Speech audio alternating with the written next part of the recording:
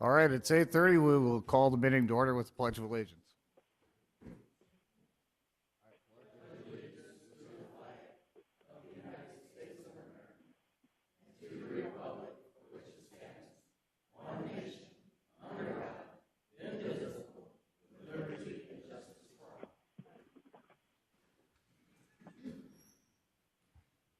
All right, I will be chairing the meeting today as vice chair. Chairman Pierce is, I believe, on the telephone. Are you still there, Leanne? I'm going to the floor. Well, we'll assume she's still there. All right. Well, let's make sure. Leanne, are you still there? She's probably waiting until we get the things we have to vote on. Maybe. Let's move on to item number 3, an invitation for a citizen to schedule time on the commission agenda for an item not listed. Is there anyone here that would like to add an item to the agenda? Seeing none, we will move on to item 4, which is approval of the agenda. I entertain a motion to approve. So moved. Motion been made and seconded. All in favor say aye. Aye. Opposed, nay. Motion carries. Item 5, the consent agenda. As you see, we have the approval of the minutes, approval of travel and education requests, approval of personnel action notices, and approval of the human services report. I entertain a motion to approve. Second. Motion made and seconded. Any discussion on any of those items? Hearing none. All those in favor say aye. Aye. Aye. Opposed, nay. Motion carries. Item number 6 is routine business. Number 8 is approval of the claims, and those documents have been submitted. Is there a motion to approve? Move approval. Second. Motion been made and seconded. Any discussion on the claims? Hearing none, we'll have a roll call vote. Jensen. Aye. Miller. Aye. Krogman. Aye. Pierce. Pierce. Went too fast for her. Bartley. Aye. Motion carries. Motion carries. Item B. Can we take it? Let's wait a minute. Let's make sure Leanne is with us because I don't. Okay. It seems like we can. I can hear her, but Yeah. I don't know if she's hearing us any longer. Leanne, are you? Can you hear us?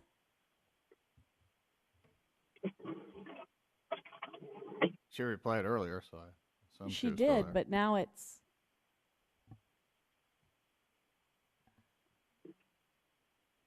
Doesn't sound like she's around. We gotta text her first and see if she responds.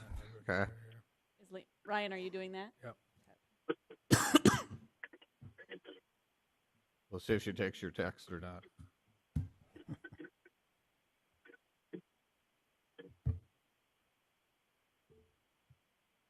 I assume everybody else here is very happy with the weather today. Okay.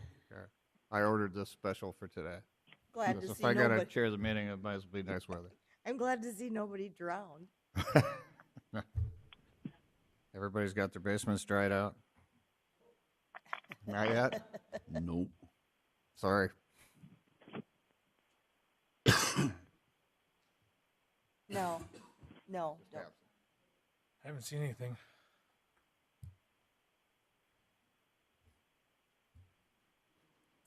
Might have to try calling her. Yeah, I think so.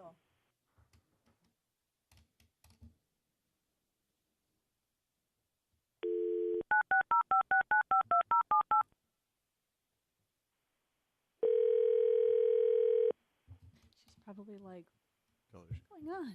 Another call. Stacy, you want to try it one more time? Are you there now? I am. Okay. We started the meeting and we asked for a roll call vote, and we could hear you, but we couldn't, or we could hear you in the background, but you couldn't hear us maybe. So, Okay. I okay. think we got it fixed. Can you hear me okay now? Yes. Now we're good. Okay, I think we got it So fixed. I'll let Mike catch you up where we All are. right. Where we are. Basically, we're up to routine business and we approved the claims.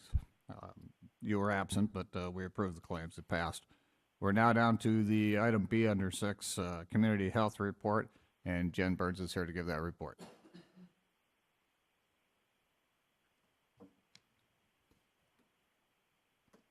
Good morning. Like you said, I'm Jen Burns, one of the nurses over at the Community Health Office. We've been kind of a little bit slower the last couple months, but it's given us some time to kind of focus on some different areas that need to be done within our office. As far as WIC goes, we continue to look for ways to kind of let people know what the WIC program is and our marketing strategies, we've created an informational WIC board that we've kind of been passing around the community to different entities. Every month we try to change it to a different location. And within that educational board, there's some flyers that people can take. If they just walk by the board and want to take a WIC flyer to learn more about the program, they can sure do that.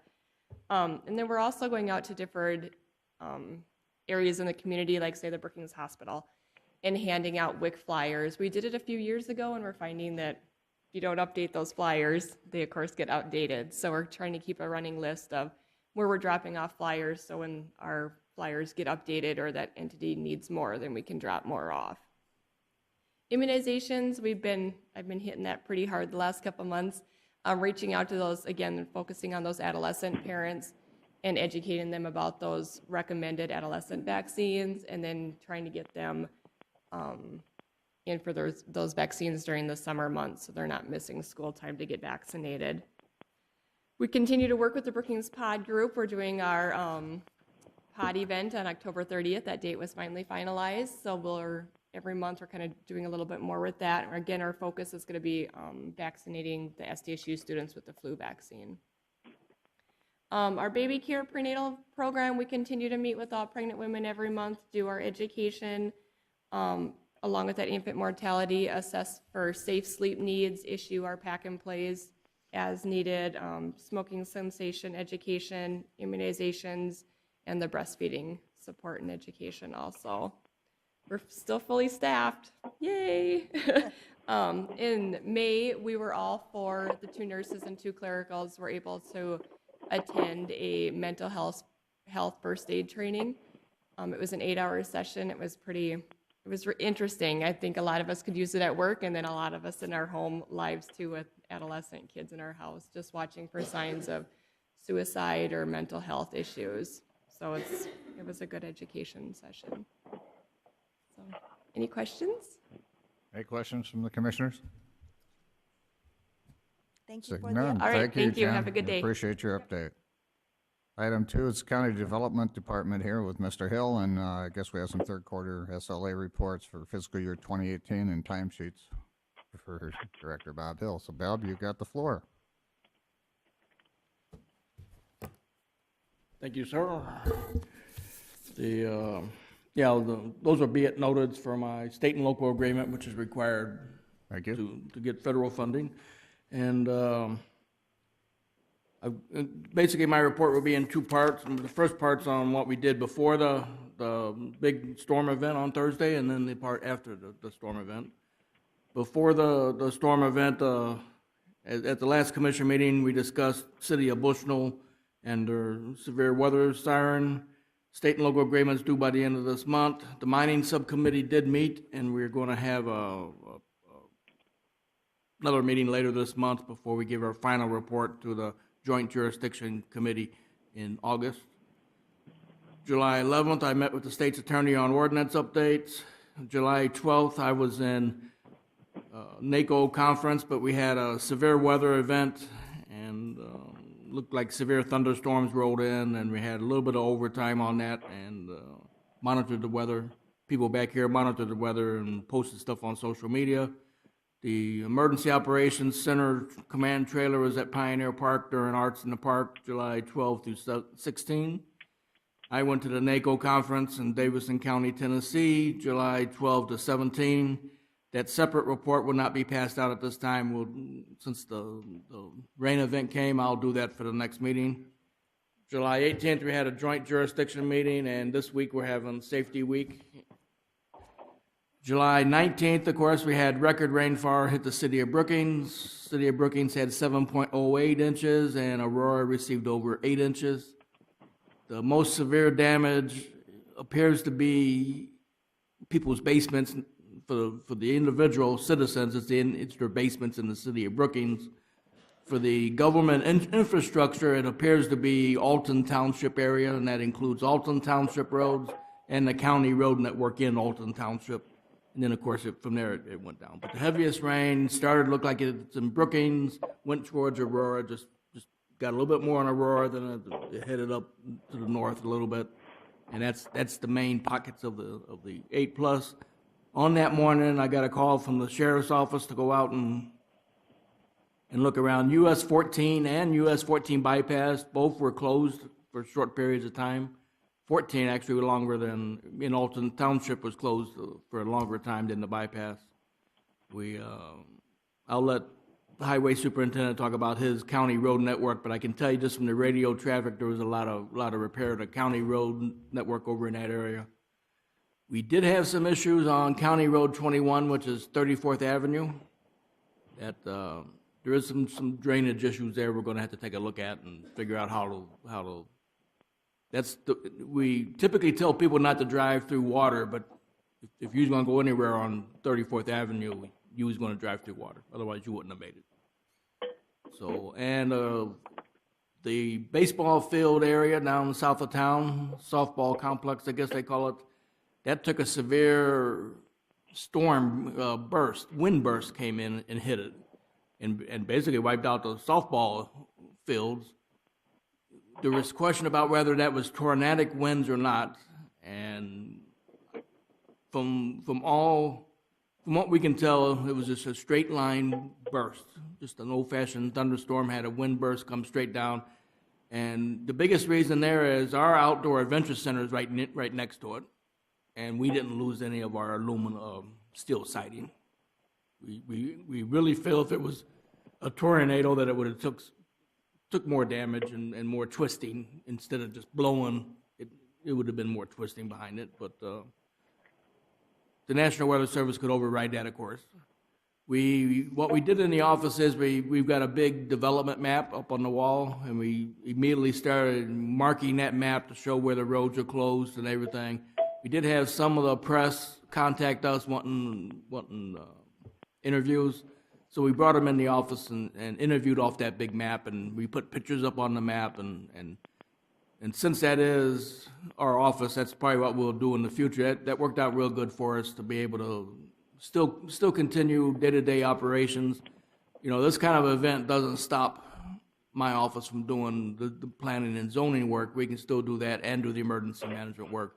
And if anyone walks in, they can just look on the big map and see where the damages are. Basically, we put stickers on the map to show where the responses are. And of course, if I'm needed, usually I just go and the other ones handle it. The Salvation Army did contact us on Friday, and they brought down approximately 46, we call them basement buckets. It's a nice white bucket that comes with a mop and a broom and pine saw and materials, gloves, and a mask. It comes with materials that's needed that people can use to help when they start to clean out their basements. And we still have some of those available down at the office if you would like. I'd like to thank the Salvation Army for bringing those down to us. We also, immediately after we got them, we put it on social media that we had the buckets available, and we took some to Aurora, and I also took some to Volga and dropped them off at their city hall so those citizens could also get it. Is what you have to realize, an event like this, yes, it hit Brookings, but we also had to take care of our other county citizens that were affected. And other than that, I will include my NACO conference trip in the August packet. And Alton, I did get an update on Alton Township just recently. The biggest problems in Alton Township was a lot of washouts on their gravel roads, and they've got most of them repaired now. They do have 2 culverts washed out that have to be replaced yet, and they're waiting for one-call tickets to come in so they can, there's some Sioux Valley Energy power lines near those culverts that they have to look at first. Any questions? Any questions? Thank Hearing you. none, thank you, Bob. Item 3 would be the Highway Department. Dick, you have the floor. Bob gave part of your report already, but, okay. Good morning. Basically, before the storm, I was dealing with some culverts out in Oslo Township, pretty much helping Scott put together what information would be helpful for him they're planning on submitting a request for financial help from the county. Also, on July 5th, I checked at a culvert under Highway 12. This is not the one that I visited with after the storm. This is a prior rain event, and there was no obstruction or whatever. It's they're just going to have to find a way to get the water to the culvert. Our new temporary employee started Monday. Seems to be working out very well, has a Class A license, which is very helpful, and already have him driving to deliver aggregate and stuff to these washouts. Also, the substation north of town that they're starting to build for WAPA, they're just putting up some temporary signage while the crews, if they have to drive across the road or jockey a truck to get supplies in. So it's very temporary. If anybody asks you, it'll be sporadic and just as needed. So I think they'll handle that very well. Then after the storm event, of course, you, like myself, got a number of calls with looking at certain problems.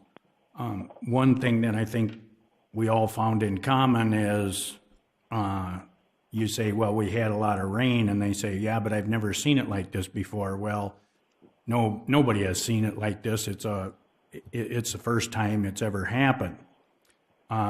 There's a number of places where we've looked and seen if there's improvements needed.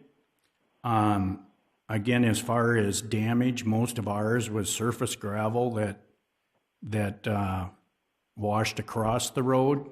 A couple structures had some scouring alongside of them. Those we addressed first, obviously, any of them that were a hazard to the traveling public. One of our biggest concerns will be after the water goes down, and it might have to be over quite a length of time, we'll be looking at bridges and other structures that possibly have damage or physical damage that is not visible right now because of the water. And we won't know that until later. And then also this fall will be our normal scheduled bridge inspections, and that also might tell of further damage that we don't pick up on. But for this kind of an event, probably the biggest problem we had was a couple locations where we didn't want to test the water, so to speak, and drive through them to dump aggregate to restore. We pretty much just barricaded the road, let the water recede, and then we started addressing them. Some areas were just a matter of sending a road grader over them to brush them up a little bit, and they were back in order, and as they dry, they'll get that much better. The rest of it was mainly gravel, so I feel pretty fortunate that we never lost any culverts, we never had any collapse of any structures, but there's plenty of water out there. So, any other questions? Thank you. Any questions? Seeing none, thank you, Dick. Yep.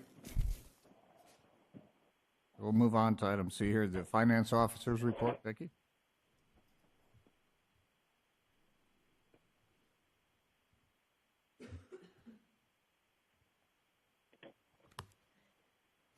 Good morning. You would have received in your packet the finance officer's report for June. And there's 4 be it noted items: the auditor's account with the treasurer, the payroll and additives total, the highway expenditure report, and the register of deeds statement of fees collected. So that will be in the minutes. And to give you an update, the sheriff's office sold 1 mobile home for non-payment of taxes, and we started out with about 125 mobile homes that were turned over to the sheriff's office for collection. And last meeting you declared, I think it was 11, as uncollectible because they were gone or destroyed or burned. some reason like that. And so this is the only one that was sold this year, and we did get enough to pay all the taxes and expenses, so we are awash on that. So appreciate the work of the sheriff's office on that. They do an excellent job. And in our office, we've been doing some webinars through Tyler Encode. They've had some webinars online, and it just works good for us to do that. Then there's no traveling involved. There's one this morning, and we've had one last week and another one later in the week. So that has worked good. And otherwise, it's just kind of been business as usual. Jenna's getting everything lined up for the surplus sale. And other than that, we're just doing our jobs. Any questions? Any questions? Nope. We'll work quiet group today. Thank you, Vicki. Yeah. All right, we'll move on to some other reports. Misty is here from the Weed Board.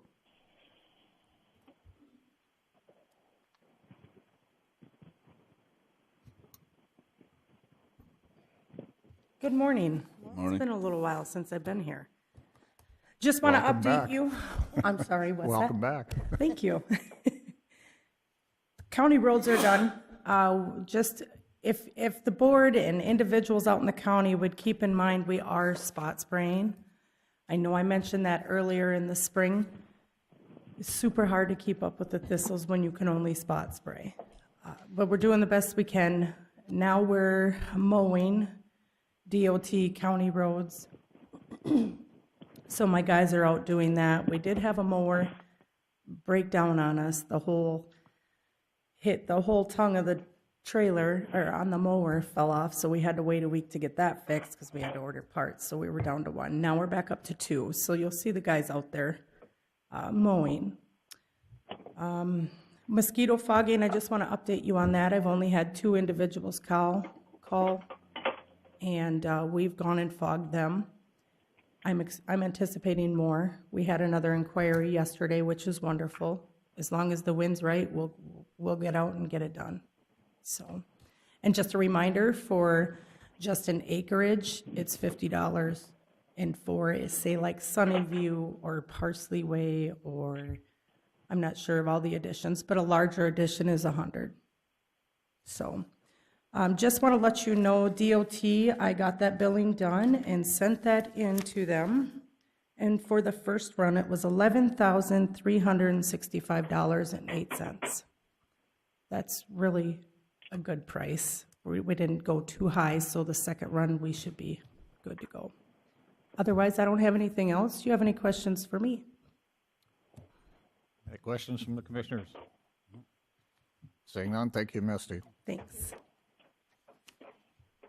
Next, we'll do the Brookings Outdoor Adventure Center, Brookings County Outdoor Adventure Center. Get that all right, BCOAC. Kristen, please.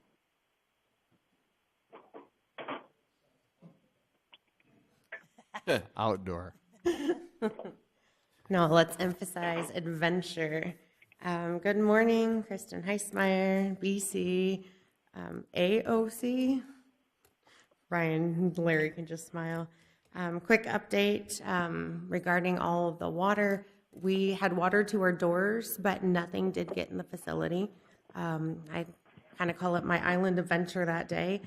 We did have to use waders. Well, I used waders to get in that morning, but the water did start receding pretty quickly once the rain did stop. We didn't have any wind damage, as Bob noted. There was nothing on the outside of the building, including trees. So we didn't have any tree damage, even to some of our younger ones. So where, just not even half a block over at the softball field, they had trees down, they had fences down, everything. We had absolutely nothing to our facility there. So kind of moving on from the facility, we are working with some community partners starting in September with United Way for their Week of Impact. We'll be having a couple of different events starting out there, from a volunteer appreciation to sounds like the Bloodmobile will actually come out, park out front, and then be able to have utilizing the facility there to kind of bring people in. We're working on a branding plan and a new logo, hence the outdoor little side joke there of how we're putting that together. New events that have been occurring.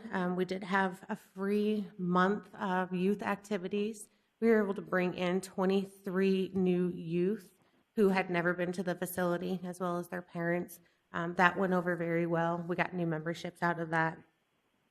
We're working on fall programming right now, including the hunt safe dates are already scheduled, a 10-week either hunting avenue or target avenue, depending on which way they would like to kind of go in directions.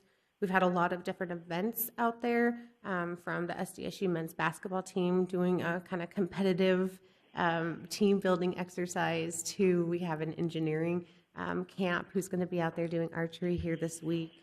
So we have quite a few different events coming up.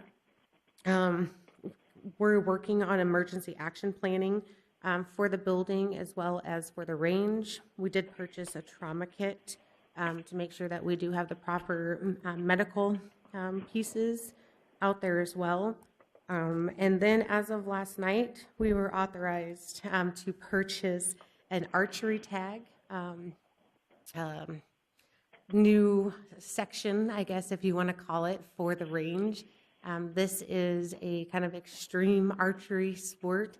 If you guys can think of dodgeball, but with safety measures and foam arrows.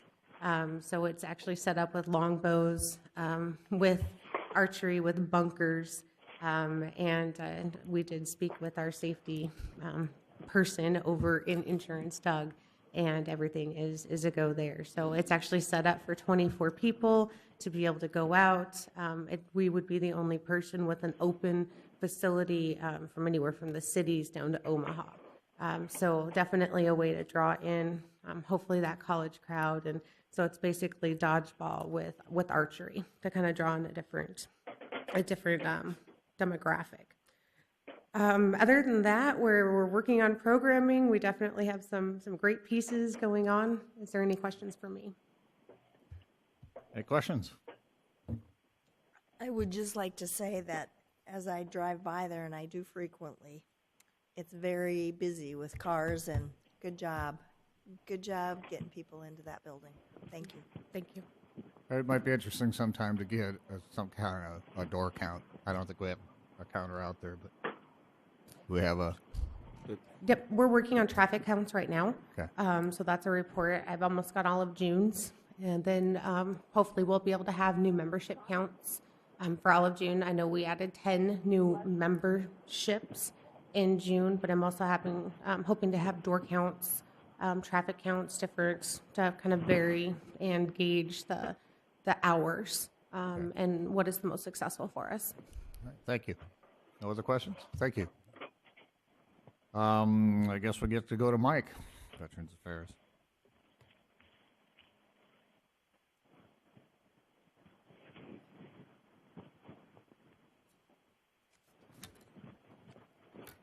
Good morning. Morning. It's been a little hectic. I did go to the NACO conference. I have to say there was a lot of very interesting subjects in there. Unfortunately, like most of them, there were two different things that you wanted to see at the same time, and you had to kind of make up your mind and decide which one is which. I found it very informative. I agree. I think the one that's specifically to veterans, the one that I normally go to, is probably a better choice than that one. But I did enjoy it. Other than that, we have started the interviewing process, and I thank Commissioner Bartley for sitting in and helping facilitate that. And I guess we do have one more interview today, and then we'll have to sit down and see what we kind of come up with. As far as traffic in and out, it's been kind of lighter, but yesterday was a fairly heavy day since I had been gone for that period of time. So I guess we did have about 8 people come in. So I have 4 seats out front, and I was almost ready to call for another set of chairs, but that's kind of the exception. Usually 4 is plenty. And anyway, but it'll be nice to get somebody out front just so that they can meet the people. And And some of them are real quick questions, and you kind of feel sad when you're interviewing someone and you can't go out there and clear that up. Was some of the people coming in related to the storm damage or any of those? Or No, not really.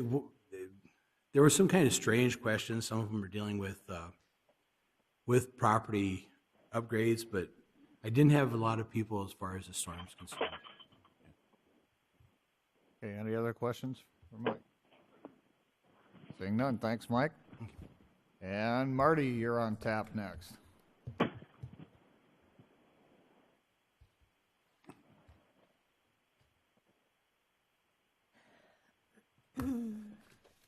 Good morning. Morning. Good morning.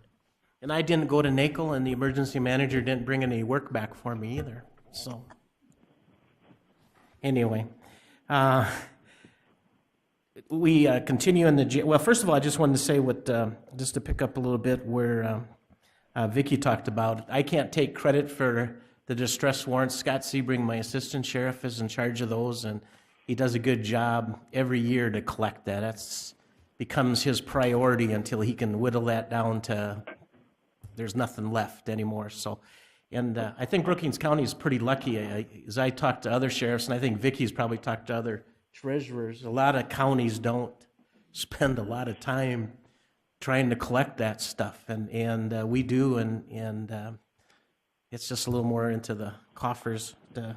So Scott does a really good job with that. So the jail, if I can stay under 30, I consider that good, and the weekends we'll get up into the 30s, and then by Monday we can start releasing the weekend ones that've been arrested and so forth that can make bond and that type of stuff. So we stay under that 30 mark. I think that right now we have a trend on females. We had to open up a second cell for the female section, but other than that, things are going good. We still 24/7 continues to stay busy with 147 participants. Again, we have 48 people that come in twice a week to do UAs. Actually, it's 52. We got some from other counties also. We have 45 to come in twice a day. So that area stays busy on the 24/7 area.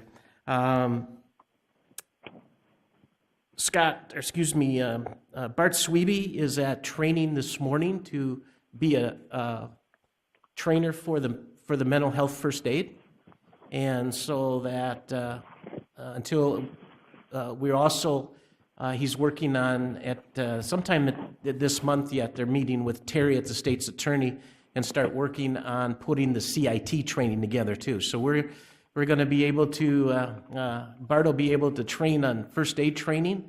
We have someone else in town that does the juvenile first aid training also. And then we're going to have our CIT own team here. So I think we're making headway there. That's going to save us some money sending deputies and staff out of town for a week for the CIT training. So I'm looking forward. And Terry from the state's attorney has stepped up and has helped facilitating that, if I can say that. Anyway, the flood, Scott Sebring was in early that morning and got Bob on the horn and got Perry, talked to Perry at the radio and started putting out announcements. Actually, in the county, we did pretty good. Highway Department was on the ball too also and doing stuff, and we had minimal issues out in the county. We had a couple cars that almost washed off, one on 14, which that's never happened before. Areas that hasn't flooded before flooded, but we didn't have any casualties or any major problems. But the guys were kept busy, blocking roads and so forth. The basement of the sheriff's office flooded. It came up through a utility room sink, and we put new carpet and did some remodeling in the basement, for a training area, and that carpet was ruined, so I had to pull that carpet up. That carpet cost about $1,400 to put in and stuff, so we're not talking a lot. The insurance adjuster's coming tomorrow to look at stuff, and he doesn't know what he can do for us because we have we have flood insurance, but it's like a $10,000 deductible. So my biggest catastrophe is that my newest deputy, if you recall, last year we got brand new defibrillators from donations from the area. And of course, they've got to take them in and out at night and during the day, keep them out of heat and keep them out of cold. And he did what he was supposed to do. He kept it in his basement, but he got 6 to 8 inches in his basement, so it's submerged. And I called the company yesterday, and they said that they can't guarantee it. You know, they said it might dry out, but then it could corrode. And if you went in to do someone had a heart attack or a cardiac arrest, and you used it, and it could go on. Yes, so that's going to have to be replaced at some point. And he's in training, and he's scheduled to go to the academy in November, so he probably won't get out onto his own after the first of the year. So if I have any money left over at the end of the year, I'll purchase one. Otherwise, we'll look at next year's budget for that.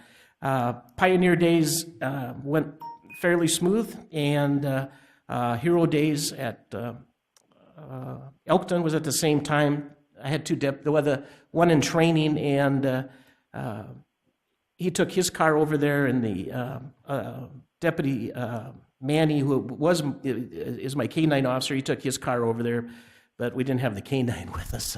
He's retired, so we didn't bring him out of retirement.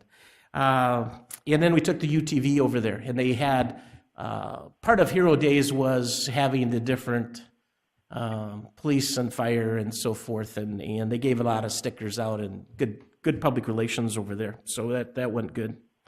We're gearing up for school.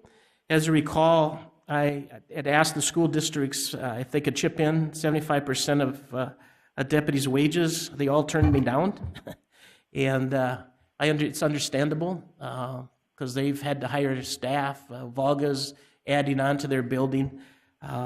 So I understand that, but I also take school safety as a priority, so I still am going to assign an officer to the 3 school districts, and that will include Volga Christian also. I'm hoping also that the field deputy usually spends a lot of time in the schools when they're out patrolling too. This deputy will be taking, I hope, most of those calls, so that'll still free up the patrol deputy. So we're going to try it on a trial basis and see how it works. But so he's going to start doing some here in the middle of August. Now he'll start getting with the schools, and they have parents' night and staff, and he's going to be going over things and so forth. So I think it'll work out good for us. We'll do that on a trial basis. Other than that, we got some questions. Thank you. Any questions? Seeing none, thanks, Marty, for the report. We have a scheduled item, but it's not till 9:30, Spence, so I apologize. We're going to move into some regular business. We got about a page and a half of it here, so we'll move through that rather quickly. We'll start with item A, which is an action to approve resolution number 18-20, a replat of USBR Brookings Substation and an unplatted portion of land located in the southwest quarter of the northwest quarter and the northwest quarter of the southwest quarter. Got that all figured out? Of Section 1, Township 110 North, Range 50 West, 5th Principal Meridian, Brookings County, South Dakota. Entertain a motion to approve. So moved. Is there a second? Any discussion? Apparently we've lost, you have some discussion on this. We lost Leanne.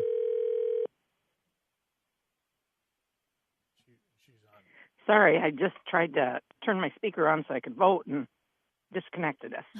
We're back. All right. Well, we had a motion and a second to approve. Mr. Hill has some comments. Yeah, we heard this plat at our July regularly scheduled planning and zoning meeting, and the planning commission approved us unanimously and sent it to this board with a recommendation of approval. Any other discussion? Okay. Hearing none, all those in favor say aye. Aye. Aye. Opposed, nay. Motion carries. Item B is an action to approve resolution number 18-21, a plat of Block 1, Intermill Edition, in the south half of the southeast quarter section of Section 8, Township 109 North, Range 51 West of the 5th Prime Meridian, Brookings County, South Dakota. Is there a motion to approve? Move approval. Second? Second. Motion made and seconded. Discussion. Bob, do you have comments on this one? Once again, we heard this one in the July Planning and Zoning meeting, unanimously approved and sent to this board with a recommendation of approval. Any discussion? Hearing none. All those in favor say aye. Aye. Opposed, nay. Motion carries. Item C is an action to approve resolution number 18-22, a plat of Block 1 Hope Edition in the southeast quarter of Section 33, Township 109 North, Range 52 West of the 5th Prime Meridian, Brookings County, South Dakota. Is there a motion to approve? Move approval. Second. Motion's been made and seconded. Bob, any report on this one? Once again, we heard this in July and recommended approval. You may notice on this one, it's got an extremely long stretch, and that is the driveway so it's not a landlocked plat. So it was approved and sent to this board with a recommendation of approval. Any discussion? Hearing none. All those in favor say aye. Aye. Opposed, nay. Motion carries. Item D is an action to approve resolution number 18-23, a plat of Track 1 Norfeld Edition in the northwest quarter and the southwest quarter of Section 14, Township 111 North, Range 48 West of the 5th Prime Meridian, Brookings County, South Dakota. Is there a motion to approve? So moved. Second? Second. Motion been made and seconded. Bob? Heard in the July regularly scheduled planning and zoning meeting, and approved unanimously and sent to this board with a recommendation of approval. Any discussion? Hearing none. All those in favor say aye. Aye. Opposed, nay. Motion carries. Item E, an action to approve resolution number 18-24, a plat of Berdan First Edition located in Government Lot 5 of Section 6, Township 112 North, Range 52 West of the 5th Prime Meridian, Brookings County, South Dakota. Is there a motion to approve? So moved. Is there a second? Second. Motion been made and seconded. Bob, any report? Heard in the January planning and zoning meeting, recommended unanimously and sent to this board with a recommendation of approval. Any discussion? Hearing none. All those in favor say aye. Aye. Opposed, Aye. nay. Thank you. Motion passes. Item F, action to approve the low bid for janitorial services for the Brookings City and County Government Center to ISS Facility Services of Sioux Falls, South Dakota. Is there a motion to approve? Move approval. Is there a second? Second. Motion been made and seconded. And do we have anything, Stacy, that we need to present? You all got the documents. Yeah, the bid tab is in front of you. There were two, this is actually, this is not actually the lowest bid, but the lowest bids which were $75 per month cheaper, did not have the proper documentation included with their bid package when they submitted. So we are, I've been working with City Engineer Jackie Lanning on getting these bids prepared, and we've had this discussion that, and they too are going to be recommending ISS for the 2-year contract. They are our current provider here at the facility. So, Thank you. Any discussion? Hearing none, we'll call the roll. Miller, Aye. Krogman, Aye. Pierce, Aye. Jensen, Aye. Bartley. Aye. Motion carries. Item G, an action to approve agreement number 18-79 at Brookings City and County Government Center custodial contract with ISS Facility Services of Sioux Falls. Is there a motion to approve? Move approval. Second? Second. Motion been made and seconded. Again, Stacy, a quick report. this is now the 2-year contract with this. So this is just sort of the next step in the process, approving the bid, and now we're approving the contract. Both of this, all of this will also go to City Council tonight at their meeting. Okay. Any other discussion? Hearing none, we'll call the roll. Krogman, Aye. Pierce, Aye. Jensen, Aye. Miller, Aye. Bartley. Aye. Motion carries. Item H, an action to approve agreement number 18-80, an application for the occupancy of right-of-way made by Sioux Valley Energy. Is there a motion to approve? Move approval. Second. Motion been made and seconded. Any discussion? Hearing none. All those in favor say aye. Aye. Aye. Aye. Aye. Opposed, nay. Motion passes. Item I, action to approve agreement number 18-81, a letter of contract for construction administration services between Brookings County and Banner Associates Incorporated. And there is 464th Avenue, County Road number 5, starting at 209th Street north to 201st Street, west on 201st Street to 462nd Avenue, and then north on 462nd Avenue to 199th Street. Sounds like we drew a square there. Is there a motion to approve? Move approval. Second. Motion been made and seconded. Do we need any update there, This Dick? is our overlay project, and it's the second year we've did this. As you know, our overlay projects are in excess of $1 million, and Banner's services are strictly on an as-need basis. They do density testing and mixed design testing, and it just makes sure that we're all on the same page and that the contractor is delivering what we put in the spec. So I feel it's a real good idea. We had very good results last year. Hopefully we'll have the same this year. Okay, thank you. Any other questions or discussion? Hearing none, we'll call the roll. Pierce, Aye. Jensen, Aye. Miller, Aye. Krogman, Aye. Bartley. Aye. Motion carries.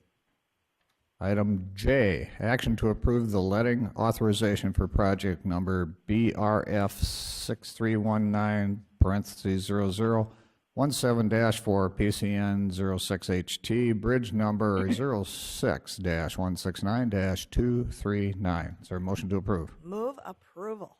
Second. Motion been made and seconded.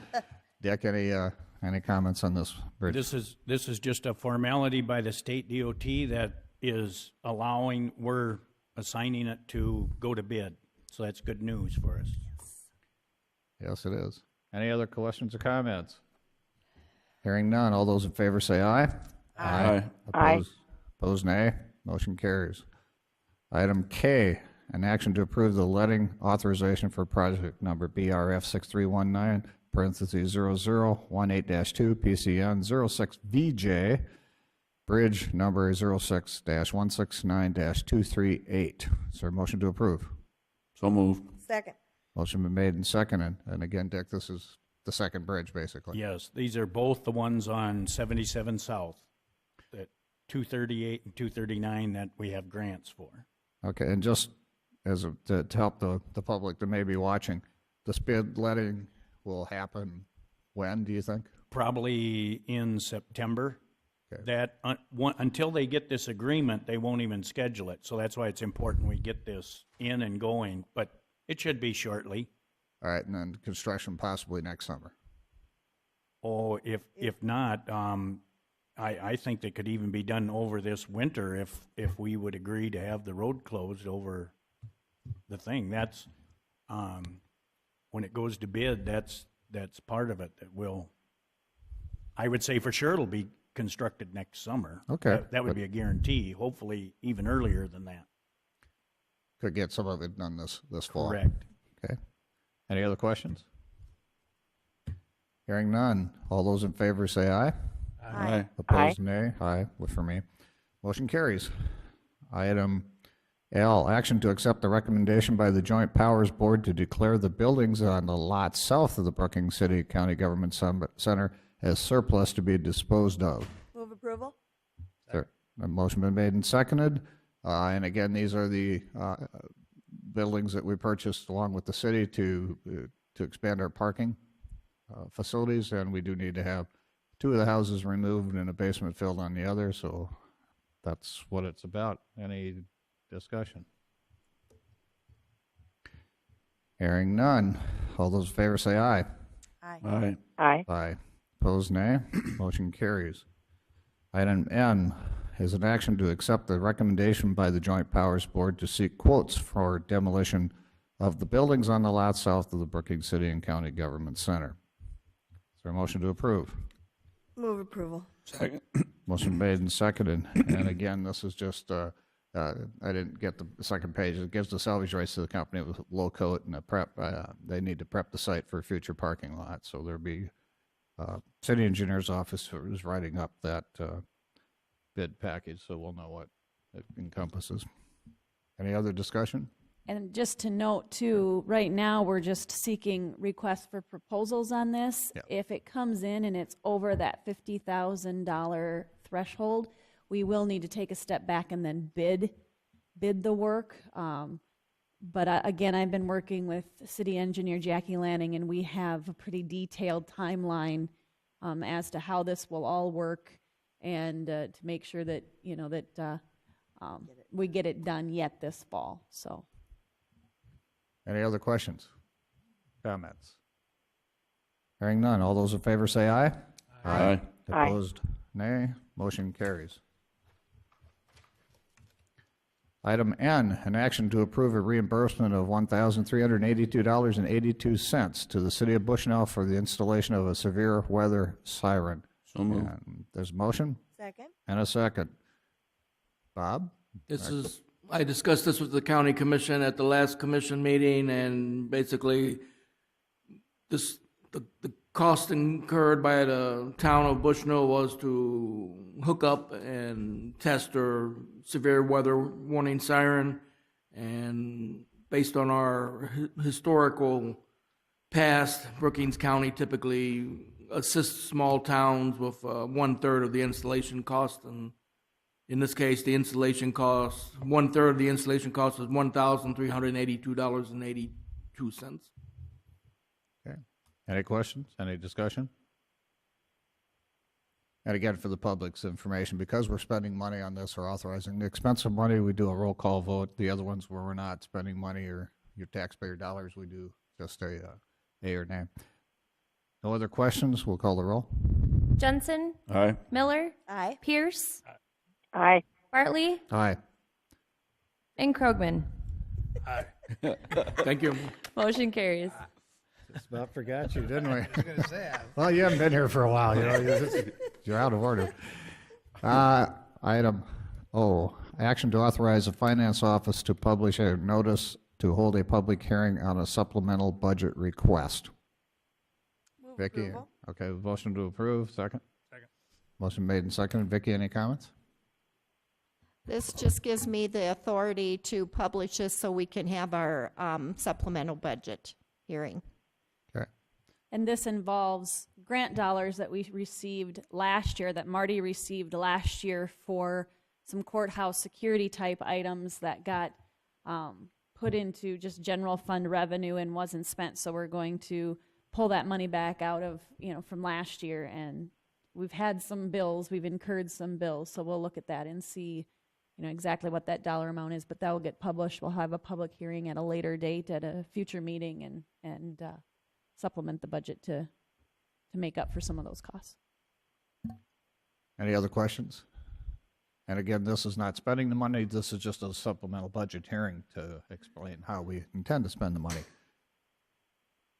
No other questions? All those in favor say aye. Aye. Aye. Opposed, nay. Motion passes.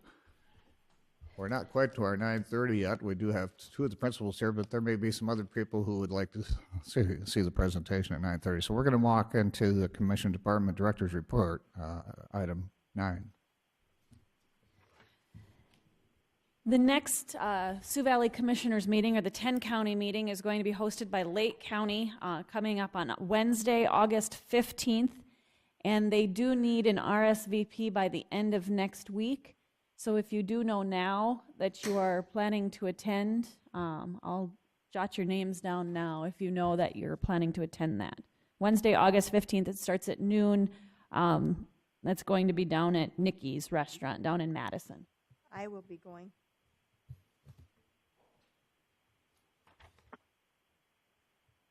Not sure yet. Not sure yet. Put me in. Stacy, I know I cannot go. Okay. You said Madison, right? Yep. Madison, yep. Also, Senior Companions sent a request that they would like a commission representative at their recognition event. That's coming up Friday, August 3rd. That's at the Elks Lodge in Watertown. Starts at 10:30. And again, they too would like to know if, would like an RSVP before our next meeting, so. Is anybody going? I went the last 2 years. It's interesting. I mean, Not sure yet. That's August 3rd. there's usually a couple individuals from Brookings that are recognized at this event. That's why. I won't be here. I'm gone for I'm in B. Okay. I'm gonna be boom boom. Can't wait. Camping. If no one could make know it, I I could attend and represent the county too, can't. if no one else can make it. Do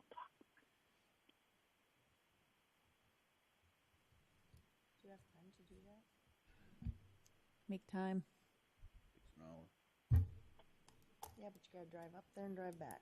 Yep. Well, I guess my suggestion would be, if a commissioner can make it, please let Stacy know. Otherwise, we'll just plan on. That you date again going. was August 3rd, and the location was, The Elks Elks Lodge in in Watertown Watertown. at Watertown Elks. 10:30.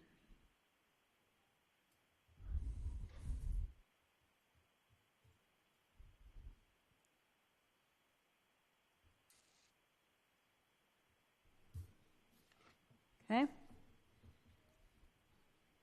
The board has been invited to attend the Vision Brookings Summer Update. That's on Wednesday, August 1st at the Research Park at SDSU. There's a social at 5:15, a panel discussion at 6. And again, that also requires an RSVP for that. Stacy, I already RSVP'd for that Okay. for myself. All right. I also already RSVP'd. Okay.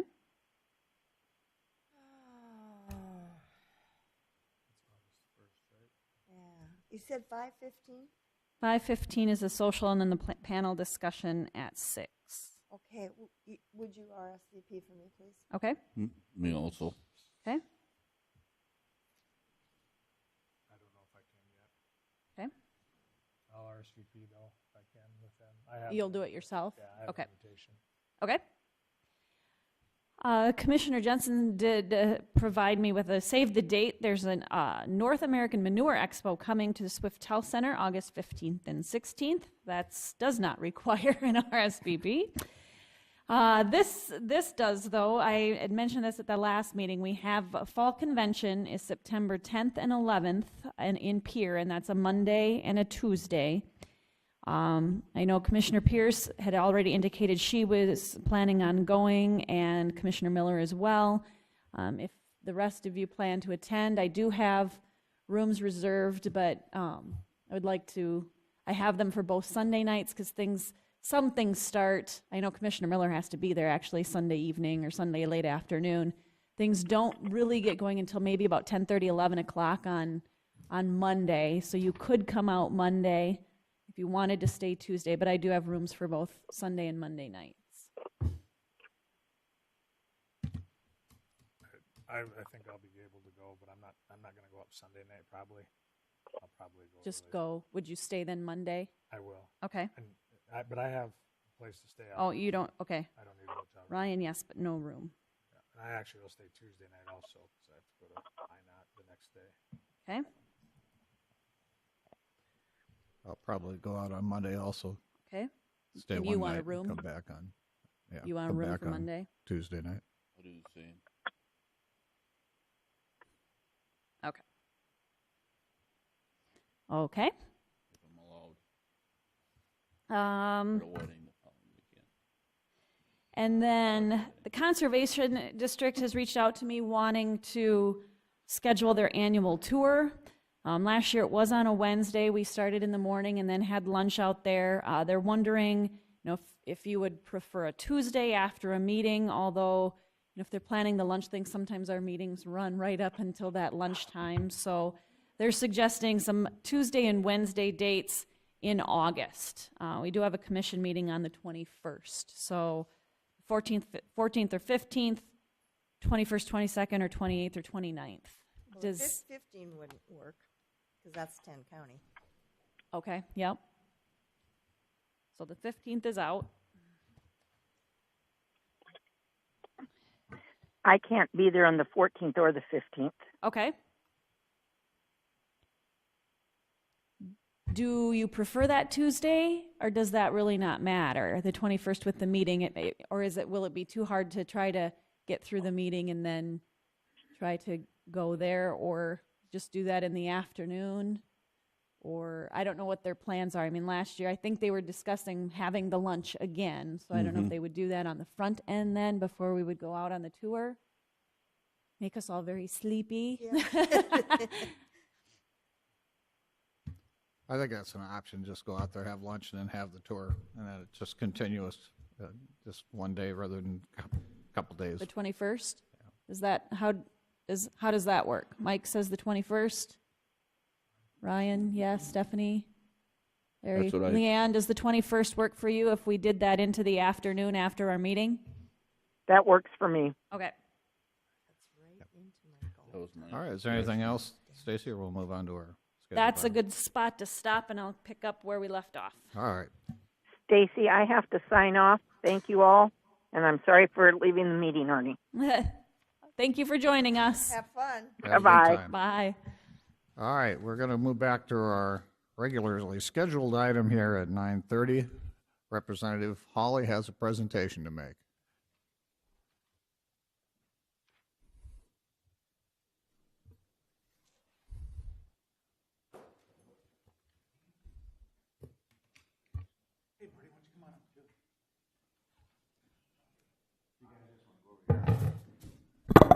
Good.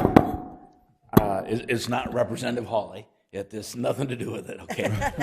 Spence Hawley. I'm a current member of our ESGR committee for the state. It's employer support of the Guard and Reserves. The ESGR, and I know we've had presentations in the past, but the ESGR is a volunteer branch of the Department of Defense. Not a branch, but an entity. And it's volunteers across the nation. And the whole mission of the ESGR is to support our troops in the Guard and Reserve and the employers, and to help with that liaison between the two.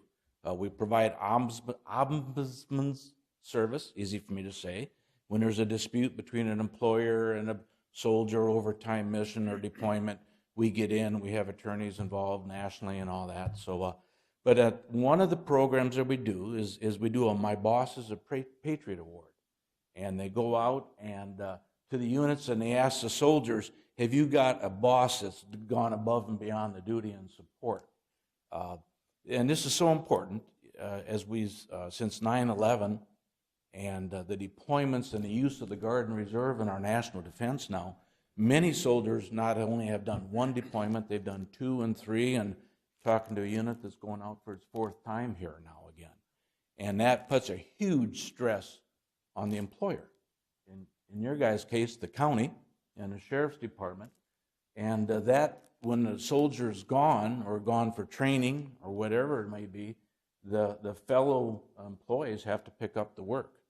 And so it's really important that we keep that relationship strong between the employer and the employees and the soldier.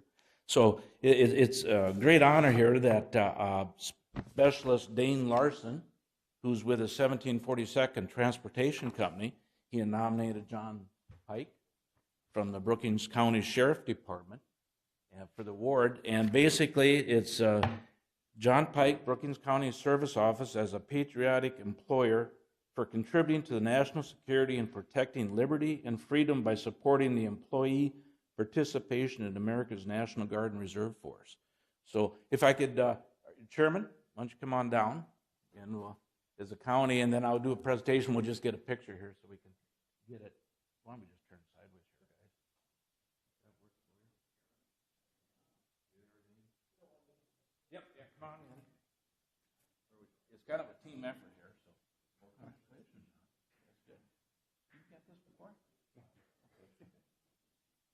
care of it.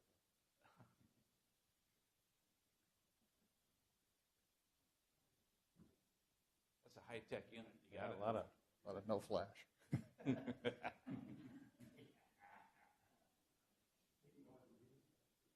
Are we good? Good. Thank you. Thanks. again, thanks for your time. I appreciate time in your calendar Yes, for it. thank you for doing that, Spence. Can I just say one thing? Thank you. Hey, Dane Larson is, if you recall, I was able to hire an extra deputy, an additional deputy, and Dane is the one that we hired. He's a Volga resident, and I grew up in the Volga area, and he also sings. He's doing it tonight at the in uniform at the baseball game. Are you okay? He sings the national anthem, does something, so he's going to do. Cool. So he's Awesome. my singing Great. deputy. We haven't did the lip challenge yet, but maybe I can talk a bit. He can carry your whole department. Thank you for your service. Thank you. Thank you very much. Thank you. And we'll return to Stacy's report. Okay. As you know, I think as Bob had mentioned and as Mike Holzhauser had mentioned, I too attended the NACO National Convention down in Tennessee about a week ago. Returned about a week ago today, actually, and it was a great experience. And I guess I would recommend that to all of our department heads and all of the commissioners too. If you haven't had a chance to go, it is really, really a neat experience. I mean, the information and the workshops are phenomenal. I mean, I think like Mike had mentioned, it's hard to pick just one to go to during those times. The general sessions had some great information and great speakers, but I think the most interesting thing actually happened at the NACO annual business meeting. They had elections of officers, and kind of as usual follows suit. The first vice president moves into the presidency, and the second vice president becomes first vice president, and then the election is really truly for that second VP position. They had 4 individuals running for second VP, and at the very outset of that our workshop, we met with our association leaders, and they had said, typically they kind of gauge, what's kind of going on, gauge talk, and maybe one, maybe even 2 of those individuals would drop out and then kind of throw their support behind one of the other candidates. Well, that didn't happen. Going into the last day of the workshop, all 4 candidates were still on the slate. And so what they do is it's like bingo. They have the states all listed on ping pong balls, and they pull them out one by one. So it's a random roll call vote, and each state goes up and votes their number. And so South Dakota has 11 votes. There are some states have hundreds of votes, but and they go up and they can give their whole slate to one individual, or they can break up their votes however they want it. We actually had to go through the roll call of states almost 3 times all the way through before we got to a candidate who had over 50% of the votes. And every time the states get up, the individual would say something great about their state, and so that first round took a little while, and the second time they started moving things along a little bit quicker. But what an interesting process. So after the first vote, the candidate with the lowest number of votes was removed. Well, then that candidate, she was actually from Florida, so Florida had over 300 votes. So all of a sudden that freed up 300 votes. Now where are they? Who are they going to give those to? Who are they going to support now? It was really fascinating to watch the process. And then after the second round, they still left that third person on, but because that's what the bylaws say, they don't remove that person from the slate. But then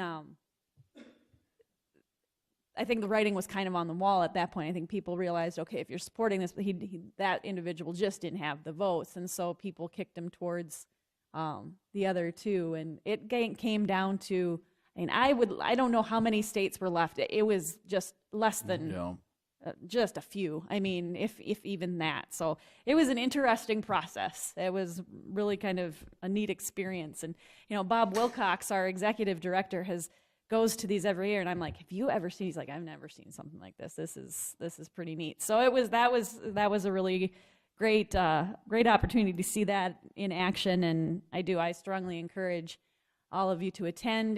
Next year it is in Clark County, Nevada, is where home to Las Vegas, if you're wondering where it's going to be next year. I believe in 2020 it's in Florida somewhere, so that'll be nice weather in July, I bet, in Florida. So, but if I could, Judge Gary Moore is the new second Yes. VP from Boone County Kentucky. Yep. And there was So, a difference of 31 votes. yeah, at it the came end. down to that many, 31 votes at the very end. Yeah. It was neat. So I encourage people to attend. So, and then just some dates right now. We're kind of right in the middle of safety week events. I did send out an email to you yesterday, just a reminder, the picnic is Thursday. I think some of you at RSVP that you were planning to attend that. It's from 11 to 1 out at Pioneer Park. We do have one more, and maybe look at the time. We might even be able to get done if people want to go out to the highway shop at 10:30. There's fire extinguisher training if we're done. Otherwise, 1:30 this afternoon here at this building. We do have also a severe weather test this afternoon, a shelter-in-place test tomorrow, and a fire test on fire drill on Thursday too. So I sent those. If you want to participate in any of those, come see me and I can give you some more details on that. I kind of talked about some of these other upcoming events. I did pass out this morning the PUC agenda. There is going to be some discussion at the meeting. It's in Pier, but you can join via teleconference, and there's going to be discussion on the Astoria station. So that's why I passed that out this morning. And then last, but definitely not least, 4-H Achievement Days. You should have all received your letter and gotten your assignments. 4-H Achievement Days is coming up July 30th through August 2nd. If you plan to attend those different events. August 2nd is the barbecue. It looks like serving is from 5 until 7. And did you all you all received your letters and know what you have to do and when you have to do it? We'll be in Pier for real estate meetings, So you aren't able to attend. Did you let them know that? I haven't yet, no. Okay. Are you still around that night, or are you gone on August 2nd? No, I will still be. Okay. Okay.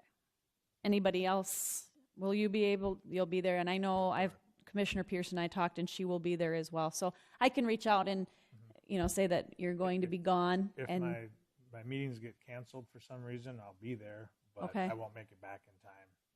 Our meetings will go till 3 o'clock in Pier. And I could look at my schedule too. I could maybe fill in for you if they need an extra person. So It's really not that big a deal. Okay. If somebody's short. Okay. That's all I have, unless you have any other questions for me. Any questions from the commissioners? Seeing none, item 10 is the state attorney's office report. Steve. Don't have. Well, I like that short deal. All right, we'll move on to commissioner reports. We'll start with Commissioner Johnson. On the 11th, I attended the Conservation District meeting that morning. Stacy briefly brought up this manure expo they're having out at the Swiftel. It's kind of a big deal in this region. They're planning on 1,500 to 2,000 people attending this. A lot of it is on application of solid manure and liquid. There'll be different companies with their equipment. They've gotten permission from the city and landowners to, I believe it's to the east, to do live demonstrations out there. It has a lot to do with dairies and stuff, so it'd be interesting to go out and see what they have. Also, part of it, the Conservation District had volunteer time to go out there and do some planting of some row crop and stuff to get the site ready. Conservation, they're kind of wrapping up their year, and I don't know if this water impacted any of their trees or not, but they've had a very busy season. So went to Nashville. Just a touch on some of the meetings I attended. One was with the railroad. Burlington Northern Santa Fe gave a presentation and the improvements they're doing, working with more relationships with the public, safety, installing on their engines and stuff, some safety features that moving forward, just to minimize accidents and stuff. Consumer products that they haul, 25% of it was coal, and 25% was like industrial equipment, like lumber and steel for building homes and businesses and stuff. 10%, only 10% was agricultural products, but they still are updating those lines. Another.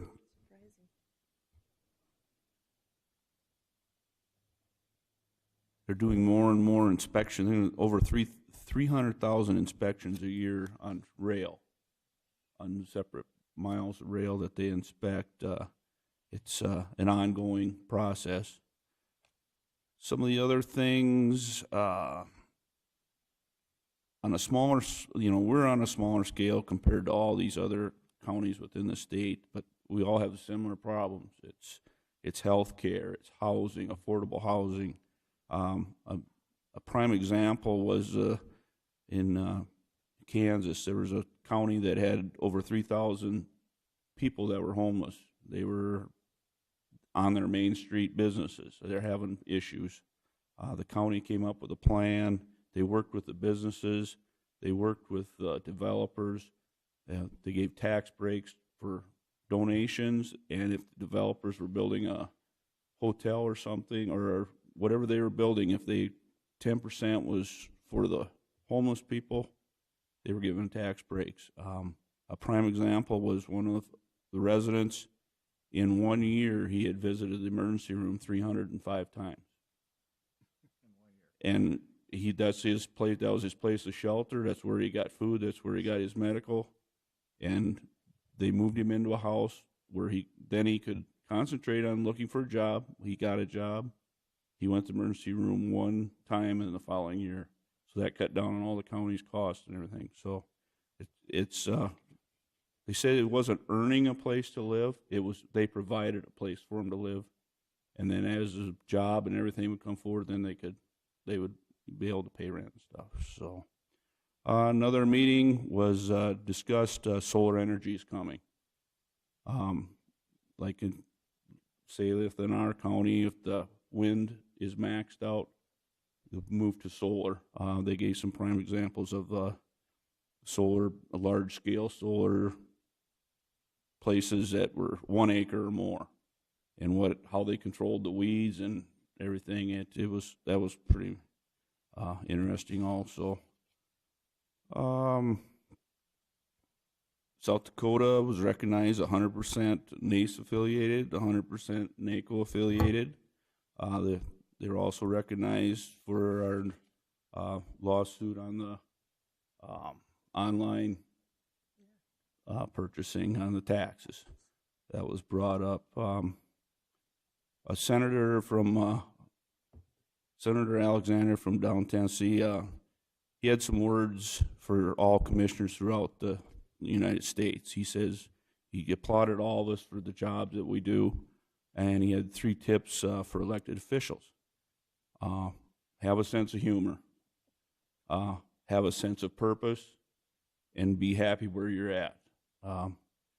He was very good speech, and he addressed the opioids. Everything, all the problems. Everybody's got the same problem. So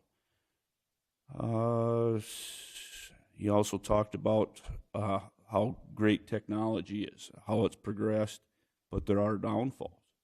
When you're addressing people that have issues, people have an issue, they want to answer right away. They'll be on their laptop, they'll be on their phone, and they're right now. And they're in the heat of the moment, they're upset, and they want an answer. Before, you'd have a couple days, that they might think about what they're calling to complain about. He says, but we got to give them answers, and that's part of being a commissioner. You get people that are very adamant about what they want talked about, and sometimes it's not a good outcome. But otherwise, Stacy's talked on the voting down there. That was unbelievable. It was kind of neat. Bob got a picture of all the South Dakota people that attended. We all sat in a group, and before we went into the big meeting, we sat down with I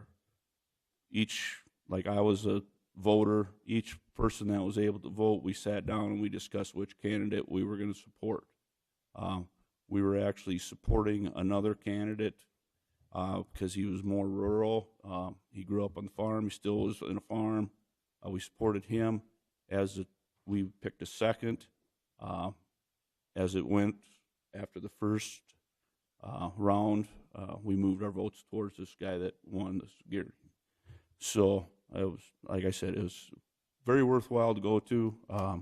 Meet a lot of people, and like I said, it's we all got the same problems. It's just on however scale it is. When I was sitting next to Mike Holzauger, I says, "How many people in Brookings County are homeless?"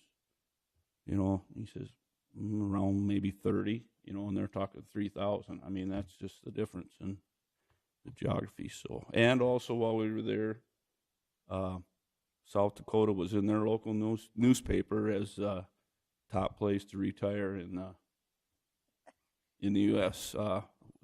Health, taxes. The only downfall, we were ranked 38th, I believe, in the weather. So, but Can't take a joke. so last night had a meeting out at the Brookings County Outdoor Adventure Center. It's moving along good. Like Kristen said, we were very fortunate. We did not have any water in the building after the storm event. If there was going to be water in there, it would have been that day. It worked out. We're still hoping, working with the Jackie Landing also on the parking lot to the north, and hopefully in the future we can get something done there. But it seems to be going great out there.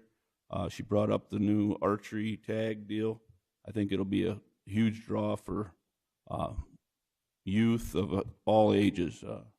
It's kind of a neat deal, and I believe you set out school mines. They have one out there, and a lot of the college kids do it. It's something they can do. So that's all I have. Thank you. Commissioner Miller. I have a question. Did they talk any on mental health out there? Were there any meetings on mental health? There were. Yep. Stacy, I believe, went to, there was a 2-part one. There was actually, there was a 2-part one, and it was interesting because there was a gal from Miami-Dade County and then a sheriff from Tulsa, Oklahoma. And it really talked about, I mean, in Tulsa, they have a mental health response unit, a whole separate unit that goes out and looks for specifically if they know individuals are, you know, obviously there's issues, but they know if the underlying condition is a mental health concern, they send out this specific unit to address those particular instances. Now they're huge. Tulsa is huge. Yeah. Both of those counties operate their own hospital/clinic along with their jails, specifically for their jail populations. So there we go, another addition to the jail, Marty. We can add our own hospital. Oh, yeah, The only let's time do they that. send them off is for like major surgeries. They go off site, but they have their own hospital. So yeah, it was interesting. It is a concern everywhere, and it's the recognition piece of that. And I know Marty's working on that with that CIT training. Just recognizing that as the problem. The sheriff from Tulsa said he knew he when he was just a patrol officer, you know, they had a repeat offender. He said every time he knew that they got a call and it was this individual, he said he knew it wasn't that this person was trying, you know, was meaning to do this, but there were underlying conditions, and they knew. And this was years ago. This was back in, he said, probably the late early 90s when he would respond, and they didn't do anything. They didn't, they addressed the issue and sent him on his way, knowing that it was. But back then it just wasn't recognized. So it's everywhere. I mean, this is a concern everywhere. So. Was one of the seminars a Stepping Up seminar? Not specifically. It was referenced. They did reference the Stepping Up program in several of the seminars, but there wasn't any one specific one because I was looking for one very specific to Stepping Up, and they didn't. If there was one, I didn't catch it. So Yeah, I think there probably was, but I was trying to watch it on the internet, but unfortunately I got yeah, got there was busy there and I was a couldn't number that I finish went it. to that definitely referenced it. One I went to was about communications plans for counties, developing a communications plan. A couple of the gals there were from Texas Christian University that has actually a program where you can get a degree specific to that area, and just having everyone on the same page. So whether it's an event like today where you're recognizing Sergeant Pike, or if it's like the flood of last week, just having that communication plan in place so all departments are kind of on the same page and know what's going on. So I got some information on that, so I'll be looking into that too. Okay. Following our last meeting, Commissioner Jensen and I went in to inquire as to whether or not the information had been sent to Shippo and Pier regarding the jail, because we were told that in 2 weeks it would be sent, and it, as of that time, it had not been sent. And I don't know, have you heard? I have not heard anything, and I know it was the information that was going to be sent out to the State Historic Preservation Office would be shared with us when it was sent, and I have not received anything yet. So that's an update on what's going on with the jail, nothing. On July 9th, we had budget hearings, and then in the afternoon, a joint powers board meeting, and we worked on the fact that we were going to do an RFP for demo of the houses, and we had an update on technology upgrades. On July 18th, I went to the First District picnic, and I told you guys the food was great. Again, it was great. Should have been there. It was a good picnic. That's all I have. Thank you. Commissioner Krogman. Yeah, on the 11th, I went on a tour with Beta to look at potential sites, and there's not much. More talking than looking, probably, but there's a couple things that we're exploring. There are some funds out there at the state that they can apply for, and it's just that there's always a timeline, a deadline for them, and they need shovel-ready places to put a building, and if they don't have that, they really don't have the opportunity at the funds. So this grant that they've worked on is the same grant that they use to buy new vehicles, where we've done matching and stuff, but there's quite a bit of money there that could be used, potentially for a new building and stuff, and use it for that. So still working on that, throwing around a couple other spots that were kind of not necessarily you'd think as an area for, having a business for, transportation business, but we're going to see if it works. So anyway, and then that morning I was at the leader roundtable for discussion, and housing came up again there, and which it always seems to. And then last night we had the BCOAC advisory meeting that Larry spoke about too. So basically I got a call from Kristen that morning, and she said we were an island, basically surrounded by water. And so I think we were supposed to have a 4-H event. Did that end up taking place?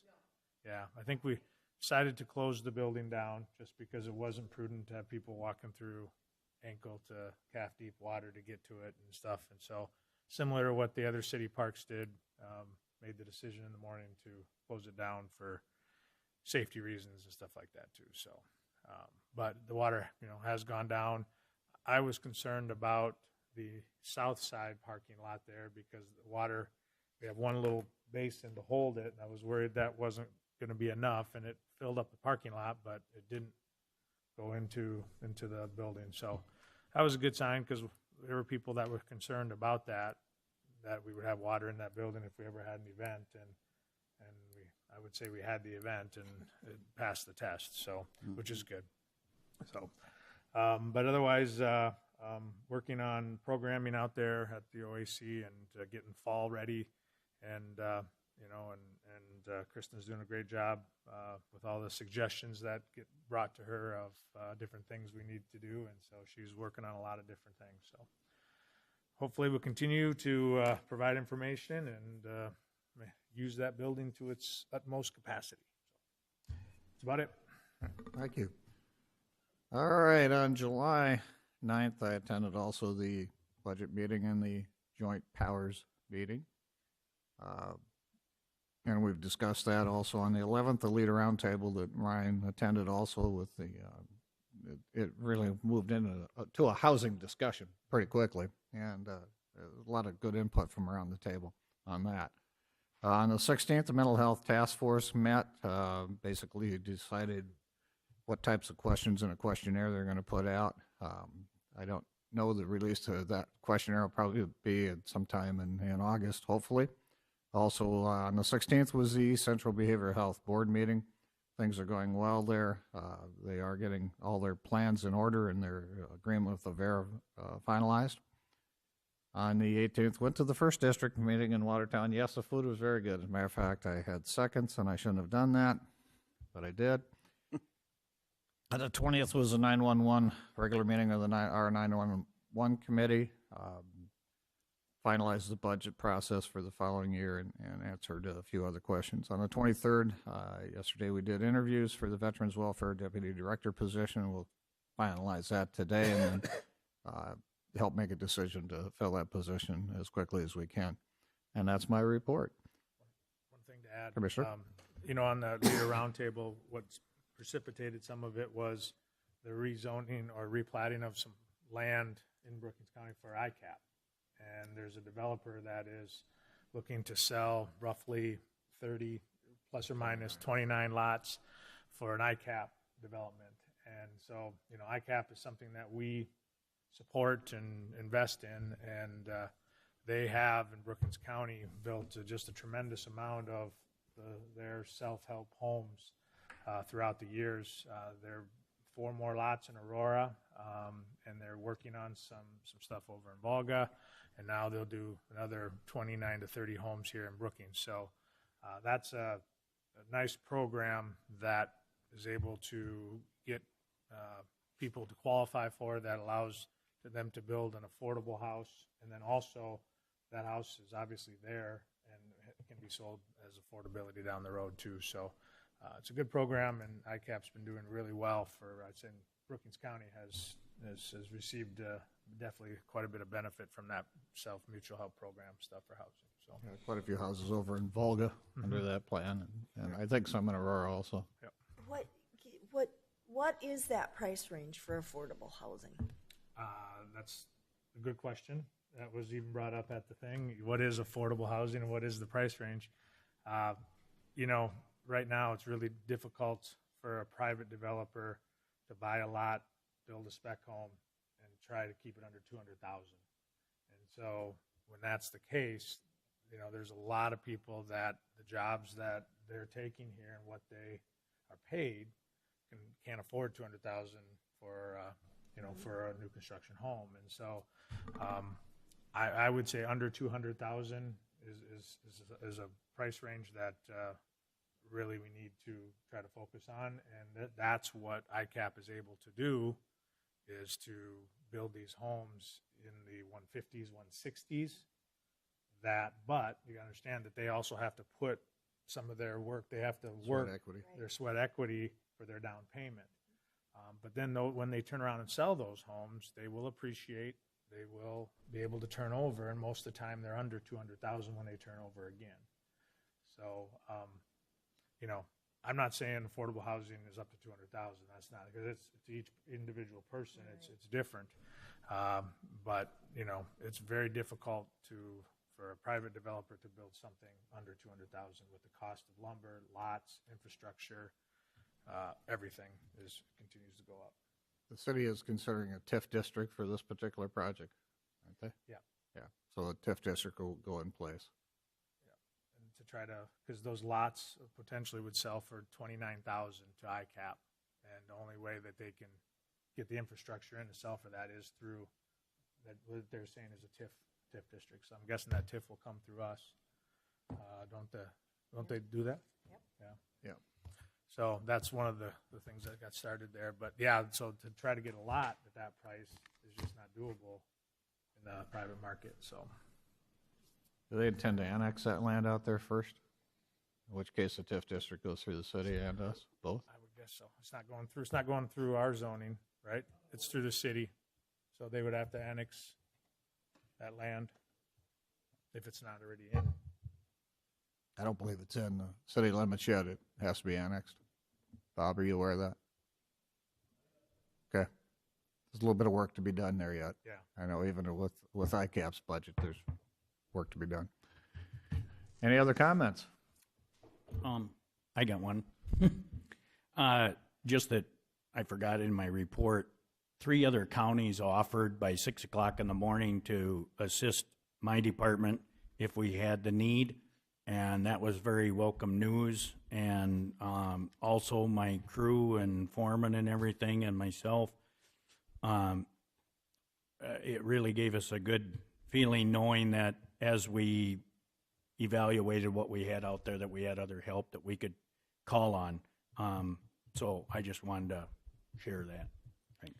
Well, we certainly thank you for your fast action and repairs of the roads as necessary. A quick question. After this happened, how are we evaluating our drainage system that we have? And, I got a couple calls of issues, and I had called to talk to you. Mhm. And everybody is, when it's going on, they're like, oh my gosh, this flood and we got to do this. And this wasn't a normal event. I'm not sure if it's a Right. once in a lifetime event or what quantifies it, or is it a 50-year event or a 100-year event? I don't know. Mhm. But after the fact, when we found places that had water that didn't, and then that water couldn't get to where it was going to, do we, look at those areas and say, okay, we need to improve and make some improvements to drainage to try to, because some of our county roads are barriers at times from water getting through. And if we don't have culverts underneath certain areas, Mhm. it'll back up and flood areas there. Do we make adjustments for an event like this, or do we say we can't turn around and remedy everything for an event that happens every 50 years? What are your thoughts on that? Probably the first thing that we did last week after the event was took numerous pictures for one, and then also we kind of monitor the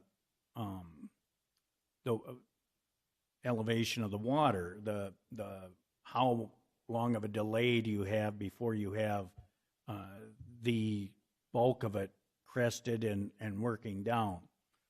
Then I'll go back and probably take a very close look at the structures first of all, and then secondly with the drainage, like the person on 12 that we went out and visited with.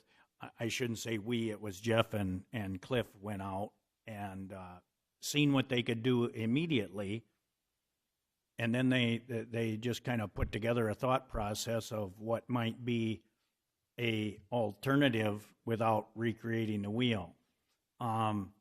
Another thing that I was looking at, and it is very common, a lot of the problems that are magnified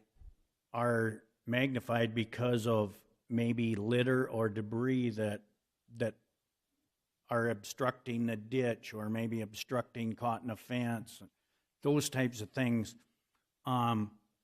We don't necessarily deal with private property. We're more concerned about just making an opening so that the water can get there. But in the future, it would certainly be in our best interest to maybe take a look at some of these places because, again, our phone calls that we're receiving are, your culvert is causing this problem. Well, when you get down and look at it, it could easily be our culvert, and other times it may be corn stalks. It could be a fence that was put in front of the culvert.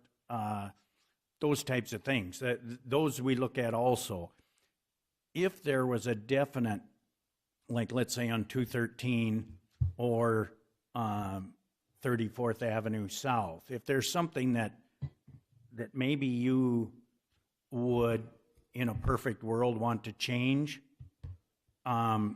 then we would address it more on a formal basis, because obviously as the need to make improvements, there comes a cost with those improvements and a cost benefit. Another thing that we found, some of the areas where, like, the city closed off roads, there was a need for that. Sometimes out in the county, if there isn't a danger to the traveling public, we would like to leave the roads, give warning, but yet close it if necessary, if there's a chance for problems. I think in this event, most everything was working to its potential, but there was just an excess volume of water, which was really good to know. I mean, like on Highway 34 east of Bushnell and further out, there was a box culvert that was running to the max, and the road and the water was going around on each side of it, probably better than a foot deep. That's the way that is supposed to run. I mean, you leave it a little bit low on the sides, and any overflow would be focused in those areas. Same way with reestablishing our road for the traveling public. We initially go out, we try to get any emergency situations handled. After that, we were having the blades address the things that didn't need additional material, and the trucks were hauling as fast as they could to, alleviate the problem. So when we all went home on Friday afternoon, the guys pretty well had everything except where there was water across the road open and safe for the traveling public. Now today we're back and hitting everything again and fine-tuning everything to make it more user-friendly and hopefully stabilized.